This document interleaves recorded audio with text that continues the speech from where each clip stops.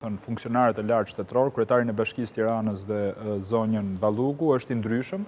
Për kryetarin e Bashkisë Tiranës ka zgjedhur arrest me burg, pra si mazë, ndërkohë për zonjën ka zgjedhur pezullim nga detyra. Në fakt këtë e përcakton ligji, është neni 242 që unë doja t'ja usilja në vëmendje, i cili thot me vendimin që disponon pezullimin e ushtrimit në detyrë dhe të shërbimit publik, gjykata i ndalon përkohësisht të pandehurit plotësisht ose pjesërisht veprimtaritë që lidhen me to. Kjo mas nuk zbatohet ndaj personave të zgjedhur sipas ligjit elektoral. Këtu është ndryshimi. Pra, Erion Veliaj është një njeri i zgjedhur elektoral. Kurse zonja Belinda Balluku në funksionin e zëvendës kryeministres, jo, deputeti është tjetër gjë. Pra, ajo nuk e ka shkarkuar nga deputeti, se s'mund ta shkarkoj dot. Vetëm nga zëvendës. Se unë dëgjova me vëmendje. Pra, ajo e shkarkon, pra ligjin këtë rast e shkarkon, unë besoj në mënyrë të përkohshme, për 2-3 muaj kam përshtypjen. E pezullon, pikërisht e pezullon, se ky është termi, për si zëvendës kryeministre. Pra, vetëm kaq, kjo është historia që këtë e ndan neni 242 që... Ama kjo ka pasoja politike, apo? Po, ka dhe një element, që kjo nuk ka precedencë në asnjë vend të Europës. Po, patjetër, po sa përmendet që ka dy standarde. Nëse mund ta them. Po, patjetër që dy standarde. Po, shiko, unë gjykoj që masa sigurisë ishte domosdoshmëri. Pse?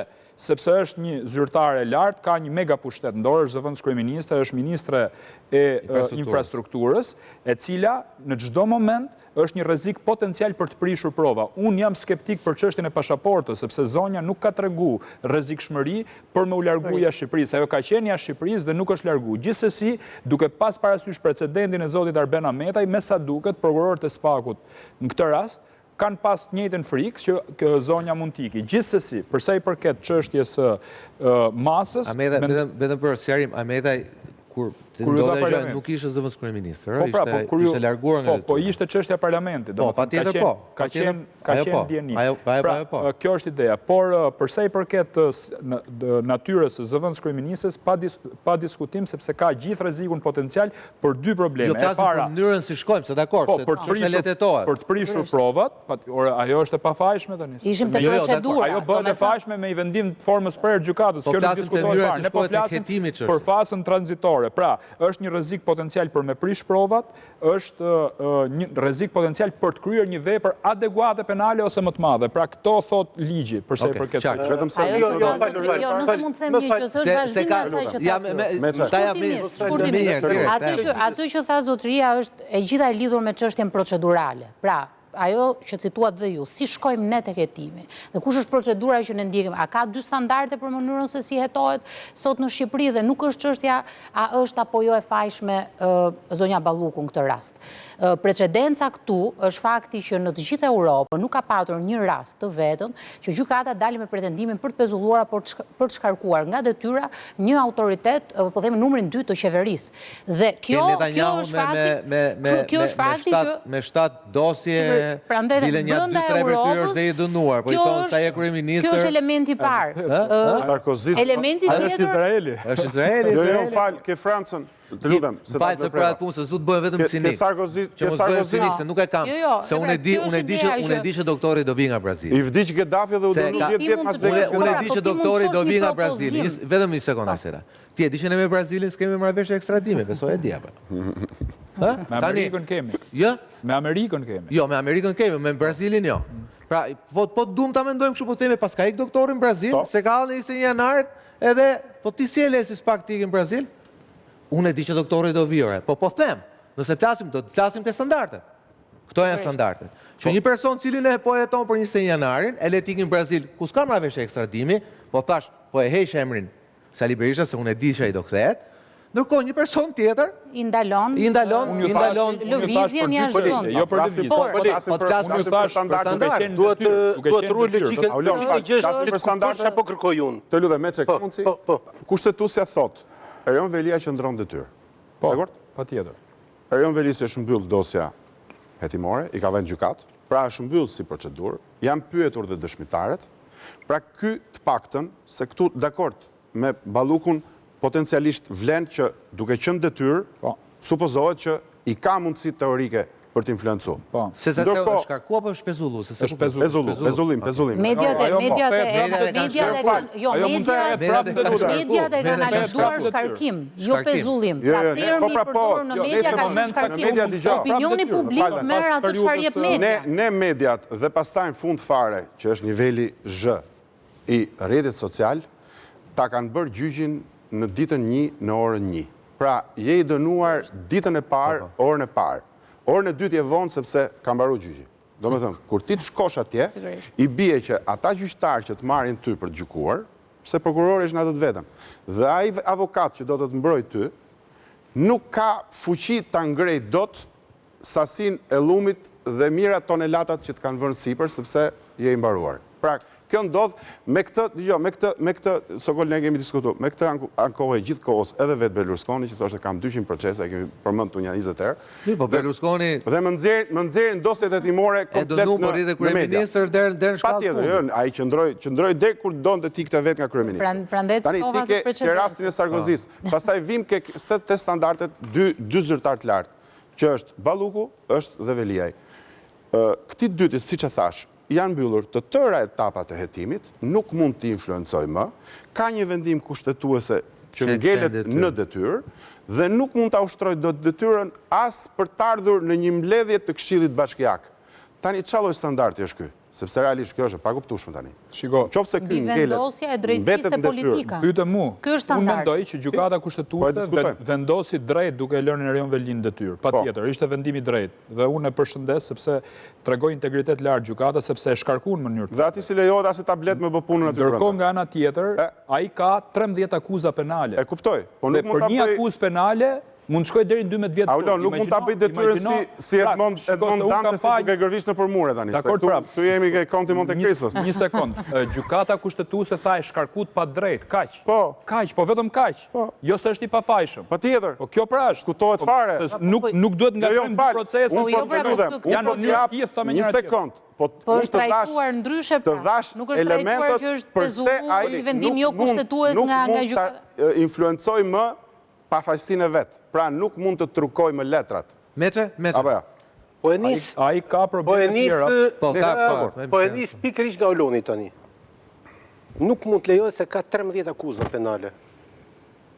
Ku i mbështetet 13 akuza? Ku i mbështetet në atë që mos lexo se di unë. Ti lexoj? Po dëgjoj më dëgjoj se ka arsyetim. Komunikat zyrtar. Lutem, e kujt? E Spakut. Po pra këtu do të dal. Ku i more ti? I more të akuzat që kanë ngrit prokuroria. Po pra. Qatë më qartë, jam plotësisht dakord unë. Të akuzat që kanë ngrit... Po ku të marr? Të lutem tani, më lërë të arsyetoj. Po që se kuptova? Më lërë të... Po për që se kupton se s'po më dëgjon, s'po më dëgjon. Po. Pra me i fjalë, akuzat e prokurorisë janë bërë fakt. Erion Velia sot është i penalizuar me 13 akuza dhe është i dënuar. Po se thash këtë? Të lutem tani më. Nuk e thash më së mvej gjë që nuk e thash. Unë thash Belinda Balluku është e pafajshme. Të lutem, sepse është prezumimi pa mundësi ta Po pse ma the këtë gjë më burr? Se do më prish debatin pa lidhje. Të lutem, a mund ta shpije sy arsyetimin deri në fund dhe mbasi të mbajë arsyetim? Po më thuaj që po e thash. A ka mundësi të lutem? Ore ka mundësi, po tërhiqe këtë që e thash. Nuk e tërheq se kam arsyetим zotëri. Po në rregull pastaj. Po mirë, pra kjo nuk jep drejt të pengosh. Nuk jemi faça, jemi përpara një opinioni i cili dëgjoj ty dëgjoj dhe mua. Ti ju kundërpërgjigje Skënderit dhe i the nuk mund të lejohesh të vej në mbledhje se ka 13 akuza. Pra ti bëre fakt një akuzë, 13 akuza i bëre fakt dhe për këtë arsye justifikove. Nuk i ka akuzë. Të lutem për dëgjoj arsye në burg. Po ta ngjova pra si. Po do më marr me mua, e kuptoj pa lidhje. Merre fare me ty mor, jo. Ora nuk merre fare me ty. Dëgjoj arsyetin deri në fund. Skënderi tha. Gjykata kushtetuese zotëri dha ca drejta. Dhe është absurde. Po unë thash jam pro gjykatës kushtetuese. A ka mundësi ta shpije? Po. Tani nuk jam një rand dhe nuk e di se gjykata kushtetuese në vendime kanë përshëndetur dhe këtu. Nuk po themi ndonjë gjë të re që tha gjykata kushtetuese. E re këtu është, ajo që tha Skënderi. Pse të mos vej Erion Velia në mbledhjen e Këshillit Bashkiak? Përse Erion Velis t'i ndalohet takimi me përfaqësues Bashkimit Evropian, të Këshillit Evropës. Dhe përgjigja ishte, ka 13 akuza zotëri, që do të thotë ka vepër të rëndë. Dhe unë këtu filloj analizën. Nuk penalizoj fare personin, fare, por perceptimin po. Unë që në fillim thash, ne kemi bërë gjyqet, ne kemi mbaruar. Dhe kjo që tha Auloni tani ishte thjesht pasqyrimi i asaj që unë sa po thash. Ne kemi penalizuar Erion Velin 13 vepra penale tha. Dhe kur i sheh vepra penale po të them unë, 90.000 euro janë 3 fatura mbi të cilën penalizohet Erion Velia me dokumenta që ka dosja. 90.000 euro zotëri. Dhe këto janë financimi i aktiviteteve të OIF-ve që nuk i përvetson OIF-ja e. Dhe njëra nga akuzat është përdori telefon. Unë të ngrim një pretendim këtu, që gjykata nuk e ka lejuar, sepse propozimi ngritur nga Këshilli Bashkiak, i cili përpara ngriti një propozim i cili ishte antikushtetues, sot nuk ka kredibilitet për të ngritur këtë pretendim që zoti Velia të shkojë dhe të marrë pjesë në Këshill Bashkiak. Këshilli Bashkiak, po them, gjykata e konsideron Këshilli Bashkiak, i cili mbajti atë qëndrim herën e parë, se ma të formoni Këshilli Bashkiak i përgjigjet, se është detyruar të përgjigjet vendimit gjykatës kushtetuese, e cila i tha, ju si Këshill Bashkiak dhe ti si qeveri nuk ndoqët procedurën.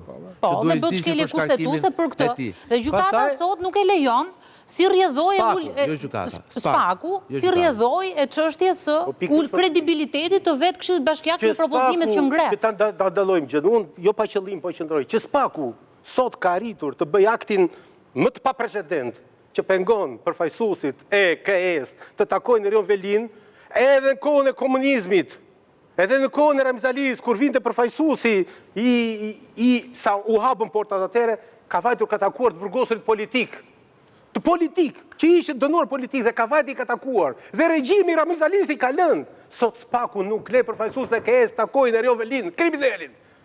Dhe ajo që unë ngrita këtu çështje nuk është e lidhur me procedurën, por është e lidhur me perceptimin. Ka 13 vepra penale të mërshme. Nuk i ka 13 vepra penale. Po folëm për perceptimin, ta janë të fajshëm pastaj. Të lutem. Unë reagova vetëm për perceptimin, tani të vite ngjarja. Jo pa qëllim thash, gjithë këto çështje që ngre Spaku, që politikisht e kanë dhënë efekt në tyre. Në perceptim qytetare ka dhënë efekt. Kush i kontrollon sa janë të vërteta më zotni? I kontrollon sistemi gjyqësor deri më sot. Nuk kemi një prononcim të sistemi gjyqësor, deri më sot. Shive, është në burg tjetri. Dhe nuk kemi prononcim që sistemi jonë i drejtësisë ka kontrolluar që kjo dosje është realisht për të kaluar gjykim ose jo. Dhe ai ka një vit që është në burg. Sepse vetja kërkesë është i plotson kushtet që prish provat ose nuk prish provat.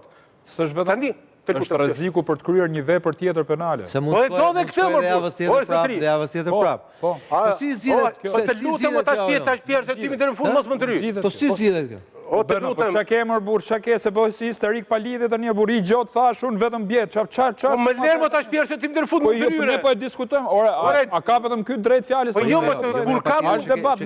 Nuk është debat i formës që po do ti tani, sepse Dakor.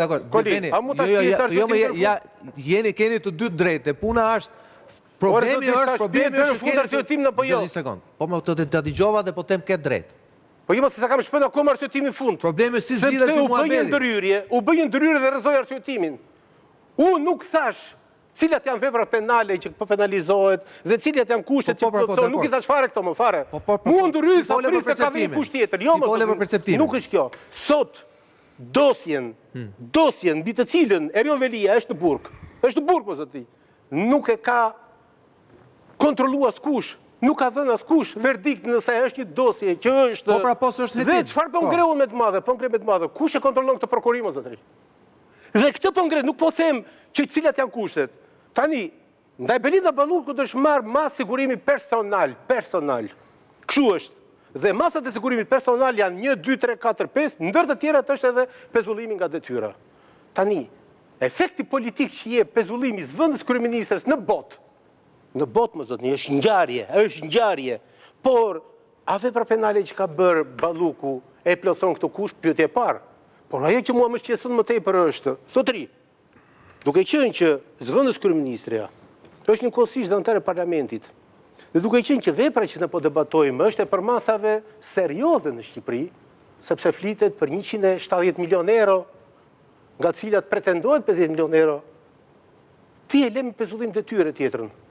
Jo, zotri, shpjerën parlament, dhe shive si pa avancoj unë, shpjerën parlament, dhe parlamenti është i vetmi institucion që të gjykon ti si prokurin nëse veprimi që ti po bënë është politik, apo është zbatim ligjit. Pra me i fjalë parlamenti, do t'i shpjesh prova, zotri, dhe është i vetmi vënd ku kontrollohet nëse kjo dosje, i vetmi vënd më që kemi, ne s'kemi vënd tjetër, më zotri. Ne tashmë po prodhojmë një sistem politik, po prodhojmë një sistem ku prokurori është i gjithë fuqishëm mbi të gjithë. Sot ai mund të marrë mandatin të shkarkojë dhe kryeministrin me këtë procedurë.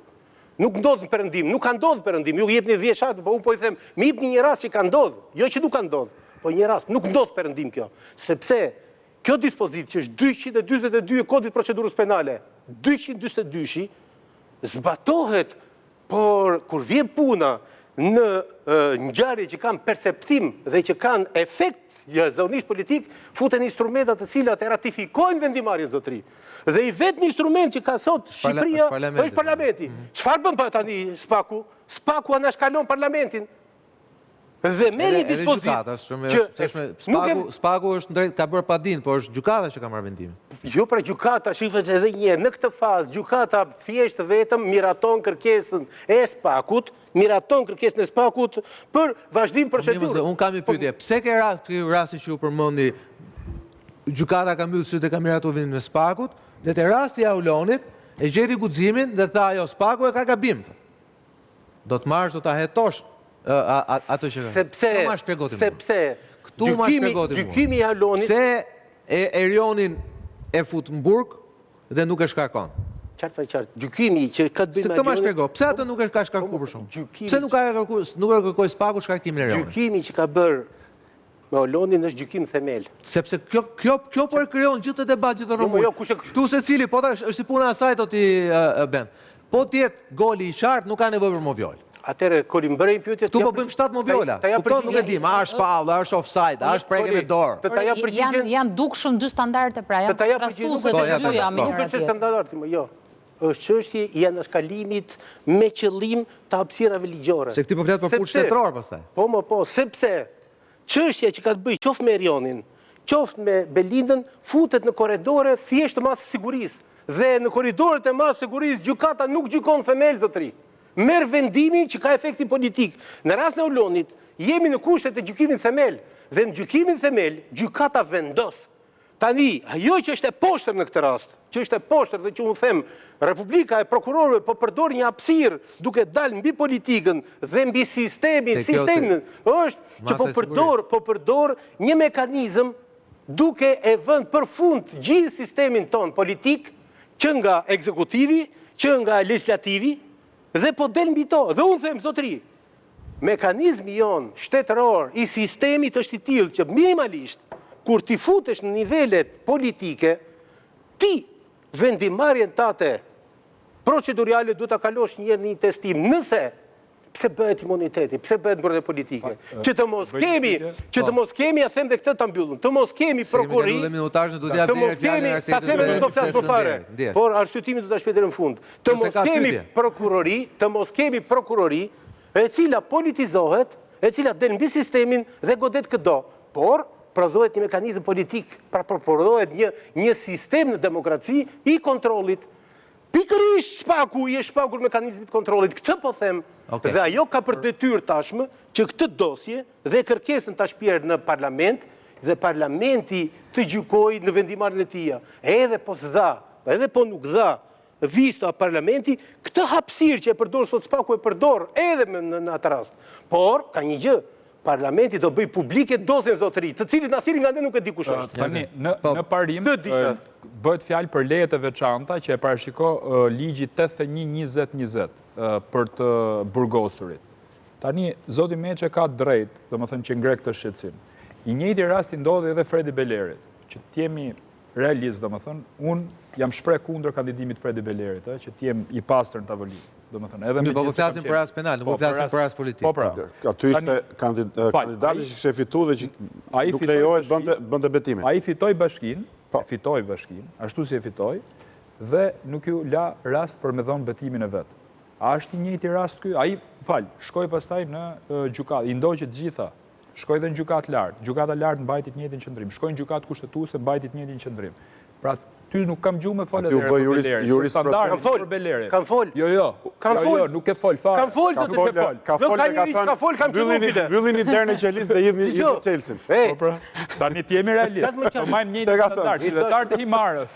qytetarët e Tiranës dhe Tropojës janë barabartë. Tani ti I dashur edhe një herë. Ky rast e Velis duhet parë Nuk rast është pas një lloj rasti. zotri. Po është një lloj. Ajo ishte A mund të themu pse nuk është një lloj? Tani ti jemi realist. Ajo ka Unë ta thash menimin që kam për atë. patriotike. Unë ta thash menimin që kam për atë, se është dhe recidivist. Tani unë fola. Recidivist, e vërtet. Po, unë fola, Pyete pse nuk zotri, tani të lutem më burr. A pyete Unë pse- gjova me vëmendje. Nuk pyete po Jo, të pyeta, po të bën edhe A t'ja përgjigje? Po pra se herë më the e kam ngrit, tani thuj nuk O është zotri një atë t'ja rast. përgjigje, po a pyete, të t'ja Po përgjigje. patjetër. Po pra shiqyr. Po deshet ti nuk flasun fare. Ju lutem Jo, kohën se përkundër, kemi kaluar përkundër, kohën. Dhe tash duhet të jap përkundër, fjalën Jo të Skënderit flasim, po Arsenit, flasim. po. Çështja është kaq serioze, sa më tepër debatojmë, ne aq tepër e qartësojmë. Çështja e Beleri nuk është e njëjtë me këtë rast. Çështja e Beleri është në kushtet e flagrancës. Zyrtarisht. Dhe kushtet e flagrancës kanë arrestim të menjëhershëm dhe është i arrestuar zotëri. Në kushte flagrancë në kryeveprës penale. Po, ky tjetri qartë, Ndërsa po, tani arrestuar. nuk jemi në këto kushte. S'është i Bilet- arrestuar ky. Ka mundësi të lutem? Jo, Pa ka Beleri u marrë arrestuar në lutem. flagrancë, Do para të thënë, zgjedhjeve. Nuk ka Të lidhje. lutem Ai një herë. fitoi zgjedhjet në Zotri, Shqipëri, Ligji për leje, Në qoftë, në atshme është në i njëjtë, qoftë, nuk ka në lidhje. qoftë se Po deshet ta lexoj ligjin. Në qoftë se, unë nuk them pse nuk veten Këshilli Bashkiak Erion Velia. S'ta ngrita unë këtë çështje. Me drejtë e ngriti Skënderi në kushtet kur kemi një vendim gjykatës kushtetuese. Pra, çështja Velia ka kaluar në gjykatë kushtetuese, plus po të them sa gjëra tjera pastaj më tutje unë. Sepse çështja Velia ju komunikua vepra penale, pra, ju komunikua vepra penale mbas 9 muaj që kishin në burg. Ndërsa atia ja komunikon në vend. Por, dy raste e vetmja gjë në teleshikuesit. Një minutë. Stockholm, se na E djegim. e vetmja gjë që ka kam dhe raste Armando e vetmja gjë që kam ngritur unë. Po mlemër. E vetmja gjë që kam ngritur unë, po më po them ta shpjetë në fund në arsëtimin. E vetmja gjë që kam ngritur unë dhe tani tavolinë është. Më thuaj Belerit i vajtën deputetët grek në burg. Se ishte grek. I pengoj gjëspaku ata ja. E kuptoj çdo thotë të vim përfaqësues të KSD ti të mos lejosh takosh. Këtë më thuaj ti mua dhe unë këtë kapa, nuk kapa faktin. Po s'është standard kjo. Kjo është pushteti i pakuvizuar i prokurorëve, të cilët dalin mbi konventa ndërkombëtare. E kupton sa të mërshme është kjo. E ky është alarm. Kjo është Republika jonë me raste të çuditshme. Pra, Fredi Beleri, Velia tani, rasti Armando Prengës, ju dha leja të shkojnë në parlament për ndryshimet kushtetuese 2016. Pra për reformën zgjedhore. Për reformën drejtësi. Se na kanë ngel menjat e reformës zgjedhore. Se duheshin... Se cili ka dhe vetë. Duheshin pa tjetër 140. Pa tjetër. Dhe ka edhe i rast tjetër, është rasti Azgan Hakle, që ju dha leja në 2001 për të bedu në parlament për marë leje veçantë nga paraburgimi, ndërkohë që e fitoi mandatin nga burgu. Pra, kemi mërë në 24 vitesh, 4 qëndrimet ndryshme. Arseta, fjala fundi për ty dhe pastaj në fund Skënderit. Ajo pra që po diskutojmë. Po flasim që është çarçaf për muhabetin. Në asnjë rast nuk dhe dalloni këtë gjë. Superpushteti prokurorëve, këtu më thuaj ti mua. Superpushteti prokurorëve. Superpushtetin e Ramës apo prokurorëve? Prokurorëve kemi ku jemi? Jo, ku jemi? Deri dje kemi gjykuar superpushtetin e Ramës. Tani po gjykojmë superpushtetin e prokurorëve. Domethënë, gjithkohën, mënyra se si ne analizojmë çështjet, qoftë ligjore, qoftë politike, dalim o tek superfuqia e politikës ose të superfuqia e drejtësisë. Po a është ky aksion vetvete i drejtësisë një lajm i mirë për demokracinë? Është. Pavarësisht, do t'i futemi procedurës, do të nxjerrim thash, kur të hapim këto procedurat, kur të hapim numrimin, kur të shikojmë ngjyrën e stilolapsit, pra kur t'i futim në nivel procedural, do dalin gjitha këto që thot zotria. Por sot jemi tek një fakt, që drejtësia në një farë mënyrë po hedh diçka. Pra, po bën një lëvizje. Dhe këto e shikoj si element pozitiv, pavarësisht gjithës, se si ne duam ta trajtojmë edhe patjetër që ka dy standarde, përderisa ka përplasje të spakut dhe të gjykatës kushtetuese, që janë dy instanca brenda drejtësisë, por që nuk janë në një mendje, do thotë që edhe këtu ka prap çështje influencash, edhe çështje ndikimi. Sepse duhet thënë që edhe brenda drejtësisë ka ndikime, ka rryma, ka influencë, ka etj. Kështu që jemi te kjo pika. Kemi në këto momente një mbivendosje të drejtësisë mbi politikën. Ashtu siç mediat, analiza politike flet për shkarkim kur kemi të bëjmë me pezullim, ashtu siç edhe disinformohet publiku dhe ashtu siç edhe lakohet opinioni publik në bazë të mendimit, sot jemi te kjo pikpyetja. Por le të shikojmë se mbase do prodhoj një gjë të mirë. Ta shikojmë.